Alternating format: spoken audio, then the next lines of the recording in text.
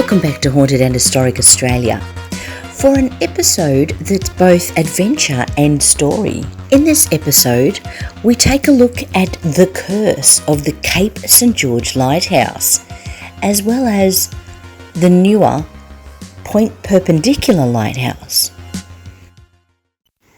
In the Jervis Bay region, south of Wollongong and Sydney, there's a little area that was renowned for ships crashing against the rock face while trying to enter the Jervis Bay region. Like most of the east coast, they really needed some way of seeing where they were going, especially at night, as this was often when many of the crashes occurred.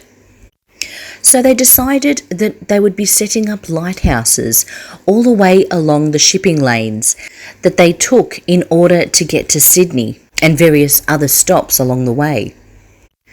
Cape St George was named by Captain Cook back in 1770 on one of his passings of it, naming it St George after that particular saint's day. That was the day that they discovered this area. He also named the Point Perpendicular area Long Nose because it kind of stuck out like a long nose. And it didn't help either that the mapping system that they used had this particular area in the wrong area, or their maps were off slightly, which meant that when these ships were trying to locate this particular area in the dark, they were missing it completely and hitting the rocks. There were so many accidents or crashes into the rock faces at the time that they desperately needed a lighthouse, and they went ahead and built one. But there's a lot of controversy around where it was built and how it was built. Thus begins the curse. The Cape St George Lighthouse was built in 1860. Yes, 1860. Which is quite a long time given 60 years of using the shipping lanes. It was rushed, it was not properly authorised by the correct people, and placed in the wrong spot. The lighthouse was designed by colonial architect Alexander Dawson. It was 3 stories high, made of sandstone, conveniently from a quarry nearby. It was constructed 2.5 miles north of its intended site, established in this position more for the ease of construction than that of its intended purpose. It was 61 feet high, or 18.5 metres, with 8 rooms at ground level. A timber floor and cast iron girders held up a roof of stone flagging covered with asphalt. Supplies were difficult to organise, as the nearest landing was about 4 kilometres away. As we've seen from other lighthouses, it was often a difficulty trying to get supplies to these rocky areas that weren't easily accessible by boat. And at this stage, obviously, in the early 1800s, they didn't have roads and trains yet. Despite the Wool Road being completed in 1842, it was quite a steep and rugged terrain. The bullocks pulling the drays had all kinds of difficulties. It was created to carry wool between Sydney and the South region, to load up in the ships in Jervis Bay. A lot of the time it took them so long to get there that the ships would leave before taking the cargo. The train line wouldn't be put through there until the very late 1800s. As with the roads built later on, around this time, it was a lot easier. However, nothing would help anyone in the early part of the 1800s. From 1805 till it was built in 1860, there were 6 ships wrecked off the coast of Jervis Bay. In 1805, the sloop Nancy ran aground at Steamers Beach. Survivors had to walk to Sydney, which took them 11 days. In 1835, the convict ship Hive went to the shore at Burware Beach. Out of more than 300 passengers, it was only 1 crewman who lost his life. In 1836, the schooner Blackbird was sent to salvage stores from the hive that was wrecked. It too was wrecked while trying to do this. In 1850, the bark Juniper was wrecked carrying wine to Sydney at St George's Head. The spot then named Wreck Bay after it, and the wreckage was very close to Hive and Blackbird. In 1855, the schooner Martha and Elizabeth was wrecked at Point Perpendicular. In 1859, only 4 years later, the brigantine Caroline was also wrecked at Point Perpendicular. Now you would think that putting in a lighthouse would have then prevented any further ships wrecking. However, from 1864 to 1893, 13 further ships were wrecked on the south coast in Jervis Bay.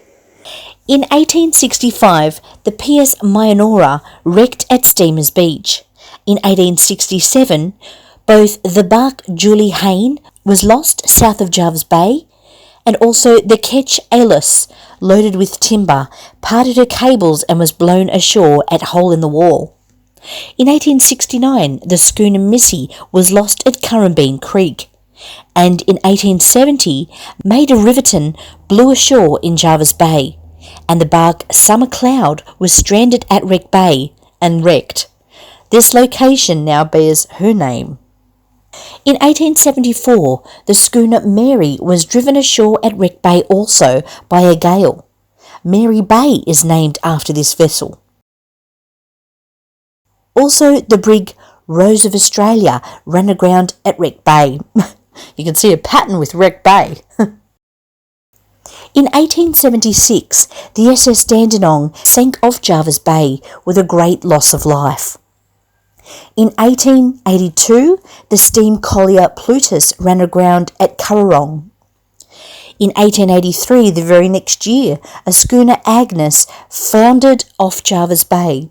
In 1886, a passenger steamship SS Corangamite was lost at St George's Head. Tiles from this ship would be found almost 100 years later. And in 1893, the schooner Result wrecked near Beecroft Head.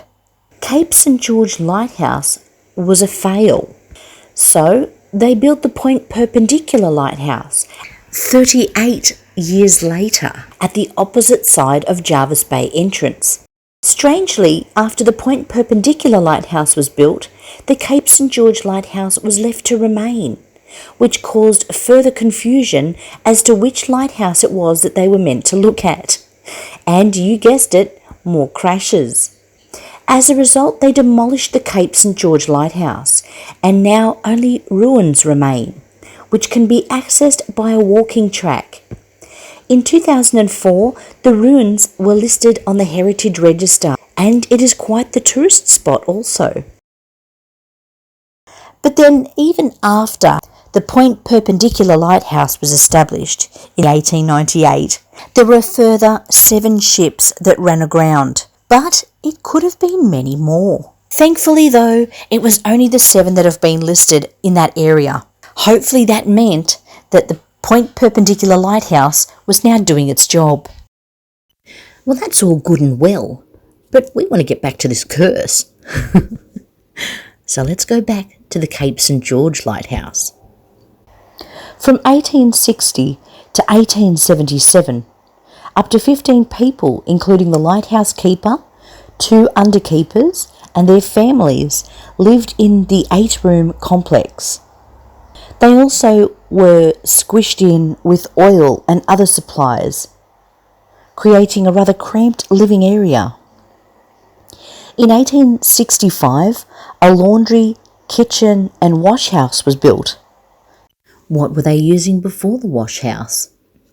I guess they would have had to have either made their way down to the rocks and washed in the ocean, or perhaps gathered water and brought it back up to the lighthouse and had a makeshift bath. There was also a latrine, a toilet, that was built close to the edge of the cliff face, which would drain out over the cliff, containing awful smells to the ocean below.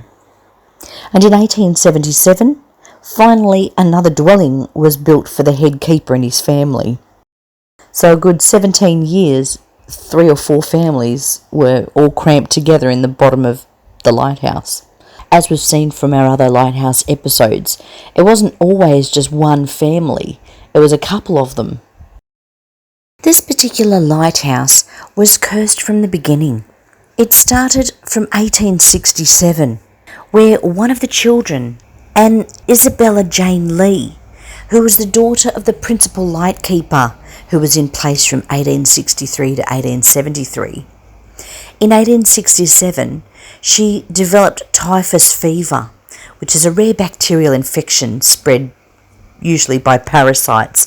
And if you can imagine, the hygiene in this place probably wasn't the best, and she wasn't the only one who contracted this awful disease. As we know from the other lighthouse episodes, typhus was something that knocked off a couple of these poor kids. And it also included a Florence Bailey, who in 1885, some almost 20 years later, she was the 11-year-old daughter of the third assistant lightkeeper. Her father was Edward Bailey, which we'll hear a little bit about in a moment. In 1882, just a few years before, a 13-year-old boy by the name of George Gibson died from pleurisy. Pleurisy can be caused by flu or pneumonia, where the outside layer of the lung is inflamed and sticks to the chest cavity wall. It can be an excruciating thing to have, and in these days was certain death. So there were some ghastly things happening to these poor kids. Another tragedy befell the children when a Francis Henry Hammer, who was the son of a single woman living at the lighthouse, Mary Hammer, he amused himself by kicking rocks over the cliff face. And if you can imagine, at some point an 11-year-old's probably going to come a cropper if he's left near the edge of a cliff, he ends up falling off. Whether he lost his footing or was just being a general idiot, he's fallen over about 300 feet down into the rock face. He was only 9 or 10 year old. And it is known that one of the other boys, Edward Bailey's son William, actually abseiled down to recover his body. Sadly, not long after his heroic efforts, William Bailey himself was bitten by a snake while out picking blackberries at Bulli and died from the effects of it the next day. I'm not 100% sure how old William was at this stage, but they stated he was quite young, so he's probably in his late teens. So imagine these guys, these lighthouse keepers and their families, were basically on their own. And they were also the first point of contact after a ship had crashed. So they were also probably running down to save people as the ships were crashing into the rock face near the lighthouse.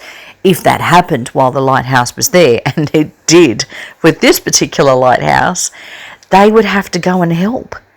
And some of these kids were very young, so it was quite a traumatic experience, as we know from our other episodes, living in these conditions and living with such crazy stuff happening. Now, unfortunately, there was more death. William Markham, who was the assistant lightkeeper from 1878 to 1883, was kicked in the head by one of their horses and died before he reached Nowra Hospital. Yes, unfortunately, being so far away, and sometimes the only way to get anywhere was by boat. Often, if someone was in dire need of a hospital, they would die before they even got there. That wasn't the only tragedy to happen to one of the lighthouse keepers. Now, Edward Bailey, we know his daughter Florence died in 1885 from typhoid at the age of 11, and his son abseiled down to recover the body of the poor Francis Henry Hammer, who fell off the edge of the cliff. But then William also succumbed to a snake bite that killed him while picking blackberries in Bulli.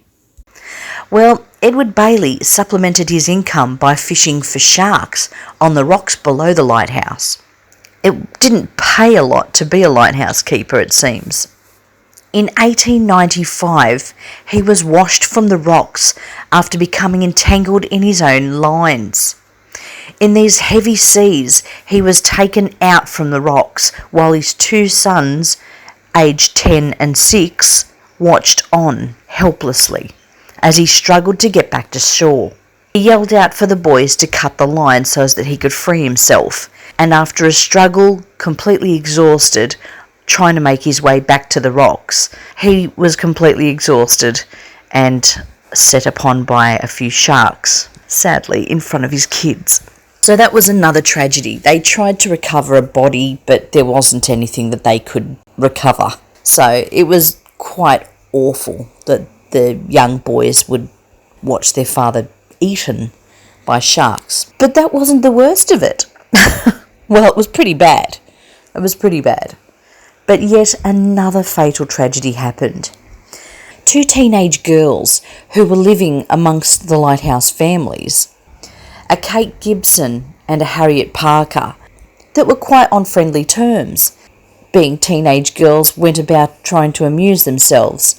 When they took off to one of the neighbours' huts, and Kate Gibson, thinking how funny it was, put on the neighbour's big fishing hat as well as picking up his gun, and was going to have a laugh with Harriet. Harriet had been out collecting firewood that they were going to have some tea in the cottage or amuse themselves somehow, doing what teenagers at the time probably did, try and keep away from their own families. So as she went to the door, she met Harriet in the doorway, but Harriet fell over, laughing, and as Kate possibly tried to fix up the hat on her head, heard a cap go off. And when she finally got the hat off her face, noticed Harriet was bleeding from the back of the head. She'd accidentally shot her friend as she had tripped and fallen from laughter. Harriet Parker dies as a result. At the hearing, Kate Gibson actually states what she says happened. Yesterday morning, Harriet Parker sent her sister down to ask me if I would go with her for the horses. I said I would. We left here about 10 o'clock, going along the beach. I said to her, "What a pity we did not bring some lunch." We came to McPhail's hut. We found the key and went inside. I lit the fire and put on the kettle and asked Harriet to go and get some wood. During her absence, I put on one of McPhail's hats, which covered the whole of my face, and I took up the gun that was lying in the corner of the kitchen. I was going out the door with the hat over my face when I met Harriet at the door. She tripped and fell down and was laughing. I heard what I thought was a cap going off. I then pulled off the hat and saw her fall. I went to her and called her by name and lifted her. I saw blood running from her head. I then let her down again and came home and told my father. When I took up the gun, I do not know if it was cocked or not. I do not remember cocking it. I do not remember hearing the report of the gun. Harriet and I were always on best of terms. McPhail is a neighbour of ours, and there was no other house within 9 or 10 miles. I am 16 years and 7 months old. Harriet was 19. She's buried in an area close to the region. So as you can see, not only living there, getting parasitic bugs or falling off cliffs, eaten by sharks, being accidentally shot, there's a number of ways that this place was cursed. And it was in the wrong spot. So even after it was erected, ships were still crashing. So these poor families, the Lees, the Parkers, the Gibsons, and the Baileys, had a lot to deal with. The curse was far-reaching to not just the lighthouse property, but near to the lighthouse property as well.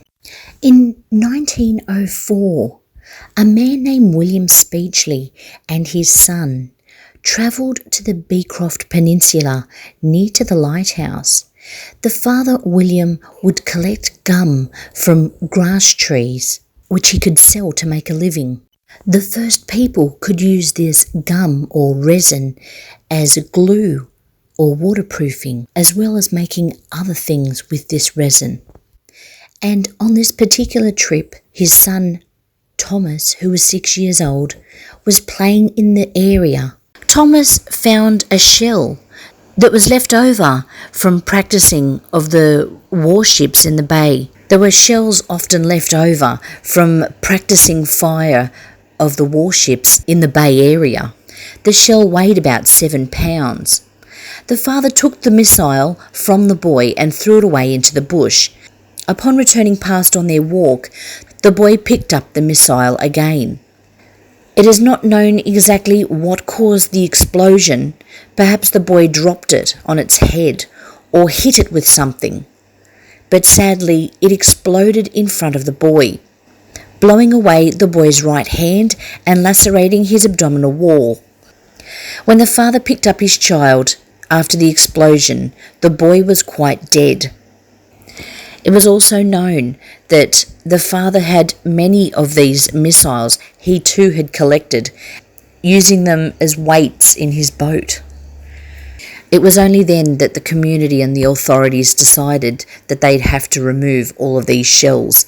They had not realised the potential danger of these shells. Some of these warships must have fired them, and a few of them had not gone off. Thomas Beachley's grave is just one of about 4 graves down near the Curranbeam Creek. I'm certain not all the stories passed down through the families of those who lived at the lighthouse were that of tragedy and horror. There would have been some recreation and fun times had at the lighthouse. One particular story that's been passed down through the community was that of a few cheeky lads who tried to steal from one of the crashed vessels. After the occupants of this vessel had been rescued, the ship was abandoned. These lads took it upon themselves to take from the ship whatever they could carry. But realising that they could not carry all of it in one trip, they hatched a plan to create a diversion from the ship for the authorities or important people who came to recover it. They knew it wouldn't be long before they arrived. So they put up signs that led directly away from the vessel, sending the parties on a wild goose chase, giving them time to collect more of the booty that they believed they were entitled to. Finders keepers. And it was probably quite a nice pirate story for some of these kids too. Locating a ship that had treasures aboard. Now, the accuracy or truth in this particular story may not be 100% correct, but it is nice to think of more happier times for these people at the lighthouse. It is also a nice thought to think that a Mr. Henry Parker, who died of old age sometime later on, who'd actually been born at the lighthouse and was the brother of Harriet Parker, had members of the Gibson family at his funeral, which assuming that those Gibsons were related to those he'd lived with at the lighthouse, meant that they'd carried on friendship long after they'd left the lighthouse.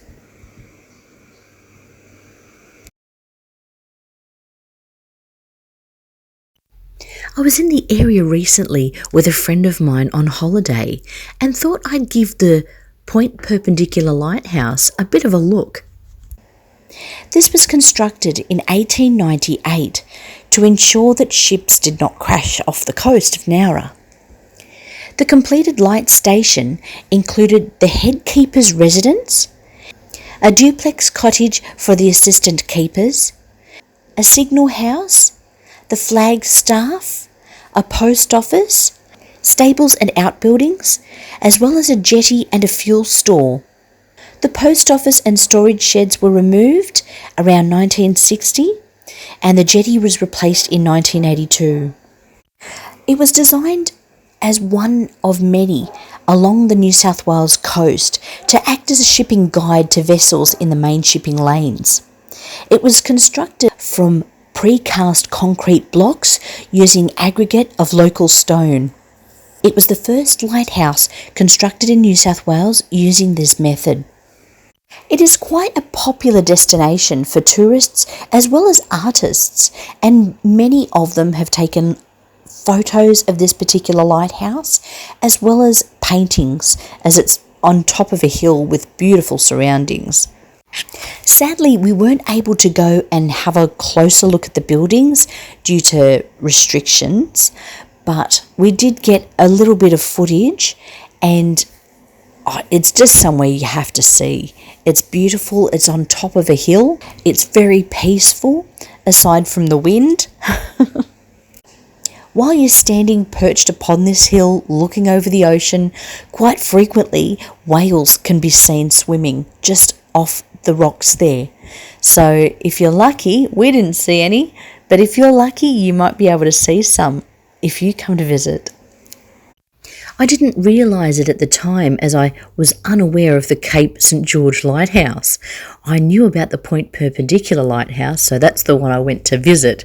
But had I known about the Cape St George Lighthouse at the time, I definitely would have gone and viewed the ruins.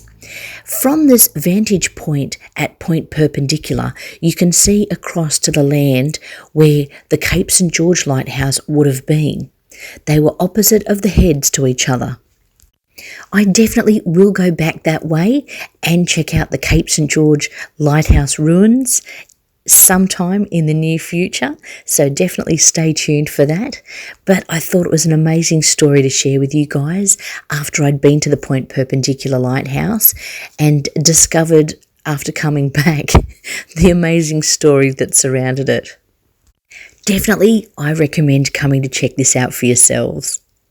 But if you liked this episode, definitely hit that like button. Don't forget to subscribe if you haven't already, and hit the notification bell so you're aware when I'm putting up more adventures.